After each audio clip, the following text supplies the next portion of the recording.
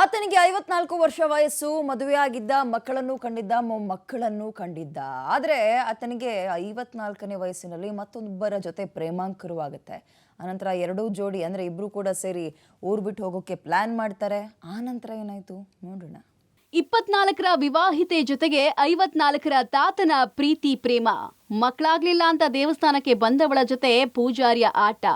ಪ್ರೀತಿಗಾಗಿ ಊರು ಬಿಟ್ಟವರು ಕೊನೆಗೂ ತಗ್ಲಾಕೊಂಡ್ರು. ಹೀಗೆ ಪೆಚ್ಚು ಮೋರೆ ಹಾಕಿ ನಿಂತಿರೋ ಈ ಆಸಾಮಿ ಹೆಸರು ಮುನಿರಾಜು. ಇನ್ನು ಈಕೆಯ ಹೆಸರು ಲಲಿತಮ್ಮ. ಚಿಕ್ಕಬಳ್ಳಾಪುರ ತಾಲೂಕಿನ ಕಡಸಿಗೇನಹಳ್ಳಿ ನಿವಾಸಿಗಳು. ಮುನಿರಾಜುಗೆ 54 ವರ್ಷ, ಲಲಿತಮ್ಮಗೆ ಇನ್ನು 24 ವರ್ಷ. ಆದ್ರೆ ಇವರಿಬ್ಬರ ಮಧ್ಯೆ ಲವ್. ಲಲಿತಮ್ಮಗೆ ಮದುವೆಯಾಗಿ 5-6 ವರ್ಷ ಕಳೆದ್ರೂ ಮಕ್ಕಳಾಗ್ಲಿಲ್ಲ. ಹೀಗಾಗಿ ಗ್ರಾಮದ ದೇವಾಲಯಕ್ಕೆ ಪೂಜೆಗೆ ಅಂತ ಹೋಗಿ ಬರುವಾಗ ಪೂಜಾರಿ ಮುನಿರಾಜು ಬಳಿ ಸಲುಗೆ ಬೆಳೆದಿದೆ. ಸಲುಗೆ ಪ್ರೀತಿ ಪ್ರೇಮ ಪ್ರಣಯವಾಗಿ ಇಬ್ಬರು ಊರು ಬಿಟ್ಟು ಪರಾರಿಯಾಗಿದ್ರು. ಕಳೆದ ತಿಂಗಳು ಪರಾರಿಯಾದವರು ಆಂಧ್ರದಲ್ಲಿ ಜೀವನ ಮಾಡ್ಕೊಂಡಿದ್ರಂತೆ. ಆದ್ರೆ ಲಲಿತಮ್ಮ ಪತಿ ನರಸಿಂಹಮೂರ್ತಿ ನನ್ನ ಹೆಂಡತಿ ಕಾಣೆ ಆಗಿದ್ದಾಳೆ, ಹುಡುಕೊಡಿ ಅಂತ ಚಿಕ್ಕಬಳ್ಳಾಪುರ ಮಹಿಳಾ ಪೊಲೀಸ್ ಠಾಣೆಯಲ್ಲಿ ದೂರು ದಾಖಲಿಸಿದ್ದ. ಹೀಗಾಗಿ ಪೊಲೀಸರು ಹುಡುಕಾಟವನ್ನ ಆರಂಭಿಸಿದ್ರು. ಇದನ್ನ ಅರಿತ ಮುನಿರಾಜು ಲಲಿತಮ್ಮ ಆತ್ಮಹತ್ಯೆ ಅನ್ನೋ ಮಾಸ್ಟರ್ ಪ್ಲಾನ್ ಅನ್ನ ಮಾಡಿ ಪೊಲೀಸರ ದಿಕ್ಕು ತಪ್ಪಿಸೋಕೆ ಯತ್ನಿಸಿದ್ರು. ಆಂಧ್ರದಿಂದ ಆಗಸ್ಟ್ 12ನೇ ತಾರೀಕು ಚಿಕ್ಕಬಳ್ಳಾಪುರಕ್ಕೆ ಬಂದಿರುವ ಕಿಲಾಡಿ ಜೋಡಿ ತಮ್ಮ ಬಟ್ಟೆ ಇದ್ದ ಬ್ಯಾಗು, ತಮ್ಮ ಚಪ್ಪಲಿ ಹಾಗೂ ಬಳಸ್ತಾ ಇದ್ದ ಮೊಬೈಲ್ ಫೋನ್ ಅನ್ನ ಚಿಕ್ಕಬಳ್ಳಾಪುರ ತಾಲೂಕಿನ ಬನ್ನಿಗುಪ್ಪೆ ಕೆರೆಯಂಗಳದಲ್ಲಿ ಇಟ್ಟು ಪರಾರಿಯಾದ್ರು. ಇಬ್ರು ಸತ್ ಹೋಗಿದ್ದಾರೆ ಅಂತ ಪೊಲೀಸರು ಅನ್ಕೋತಾರೆ. ನಮ್ಮನ್ನು ಹುಡುಕಲ್ಲ ಅಂತ ನಾಟಕ ಮಾಡಿದ್ರು. ಆದ್ರೀಗ ಕಿಲಾಡಿ ಜೋಡಿಯನ್ನ ಪೊಲೀಸರು ವಶಕ್ಕೆ ಪಡೆದಿದ್ದಾರೆ. ಇದು ನಿಜ ಸರ್, ಎಲ್ರಿಗೂ ಗೊತ್ತಾಗಿದೆ. ಎಲ್ಲರೂ ನೋಡವ್ರೆ, ಆಯ್ತಾ, ಕರ್ಕೊಂಡು ಹೋಗ್ಯಾನೆ. ಪೊಲೀಸ್ ಸ್ಟೇಷನ್ ಸಿಕ್ಕವ್ರೆ, ಬಂದು ಇಲ್ಲಿ ಪ್ರಶ್ನೆ ಕೊಡ್ಲಿ, ಏನ್ ಹೇಳ್ತಾರೆ ನೋಡೋಣ. ಬಟ್ಟೆ ಅವೆಲ್ಲ ಸಿಕ್ಕವ ಅಂತ ಹೇಳಿದ್ರು. ಮುನ್ರಾಜು ಅವ್ರ ಜೊತೆ ಆಯ್ತು 3 ತಿಂಗಳಾಯ್ತು.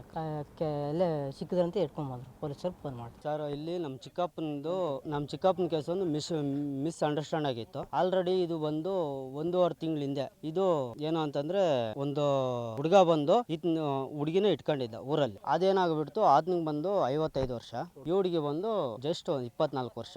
ಮಕ್ಕಳಾಗಿರಲಿಲ್ಲ. ಬಟ್ ಆ ಹುಡುಗಿ ಎಲ್ಲೆಲ್ಲೋ ಟ್ರೈ ಮಾಡಿದಾಳೆ ಊರಲ್ಲಿ. ಅದು ಸ್ವಲ್ಪ ಇದಾಗ್ಬಿಟ್ಟು ಲಾಸ್ಟ್ಗೆ ಯಾರೋ ಸಿಗ್ಲಿಲ್ಲ ಅಂತ ಹೇಳ್ಬಿಟ್ಟು ನಮ್ಮ ಚಿಕ್ಕಪ್ಪನವ್ರನಿಗೆ ಇದು ಮಾಡ್ಬಿಟ್ಟು ಕರ್ಕೊಂಡು ಹೋಗ್ಬಿಟ್ಟಿದ್ದಾಳೆ. ಬಟ್ 1.5 ತಿಂಗಳಾಗಿತ್ತು ಬಿಟ್ಬಿಟ್ಟು. 1.5 ತಿಂಗಳಲ್ಲೇ ನಾವು ಬಿಟ್ಬಿಟ್ಟಿದ್ವಿ, ಅವರು ಬಿಟ್ಬಿಟ್ಟಿದ್ರು. ಯಾರು ಫೋನ್ ಮಾಡ್ತಾರಲ್ಲ ಏನಲ್ಲಿ ಎಫ್ಐಆರ್ ಆಗಿತ್ತು, ಒಂದು ಇದಾಗಿತ್ತು. ಅಂದಹಾಗೆ ಕೆರೆಯ ದಡದಲ್ಲಿದ್ದ ಬಟ್ಟೆ, ಚಪ್ಪಲಿ, ಮೊಬೈಲ್ ಕಂಡ ಸ್ಥಳೀಯರು ಚಿಕ್ಕಬಳ್ಳಾಪುರ ಗ್ರಾಮಾಂತರ ಪೊಲೀಸರಿಗೆ ಮಾಹಿತಿ ಕೊಟ್ರು. ಇನ್ನು ಬ್ಯಾಗು, ಬಟ್ಟೆ, ಚಪ್ಪಲಿ ನೋಡಿದ್ದ ಪೊಲೀಸರು ಪಾಪ ಆತ್ಮಹತ್ಯೆ ಮಾಡ್ಕೊಂಡಿರ್ಬೇಕು ಅಂತ ಅಗ್ನಿಶಾಮಕ ದಳದ ಸಿಬ್ಬಂದಿ ಸಹಾಯದಿಂದ ಕೆರೆಯಲ್ಲೆಲ್ಲ ಮೃತದೇಹಗಳಿಗಾಗಿ ಜಾಲಾಡಿದ್ರು.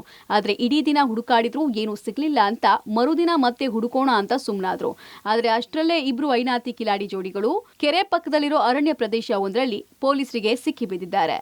ನಮಗೆ ಒಂದು 12:23 112ದಿಂದ ಕರೆ ಬಂದಿದೆ. ಈ ತರ ಅಮ್ಮಾನಿ ಗೋಪಾಲಕೃಷ್ಣ ಕೆರೆನಲ್ಲಿ ಇಬ್ರು ಅಂದ್ರೆ ಬನ್ನಿಕುಪ್ಪೆ ಗ್ರಾಮದ ಹತ್ರ ಇರುವಂತ ಒಂದು ದಡದಿಂದ ಇಬ್ರು ಬಿದ್ದಿರ್ಬೋದು ಅಂತೇಳಿ ಒಂದು ಕರೆ ಬಂದಿದೆ. ನಾವು ಕೂಡಲೇ ಸ್ಥಳಕ್ಕೆ ಬಂದು ನೋಡಿದೀವಿ.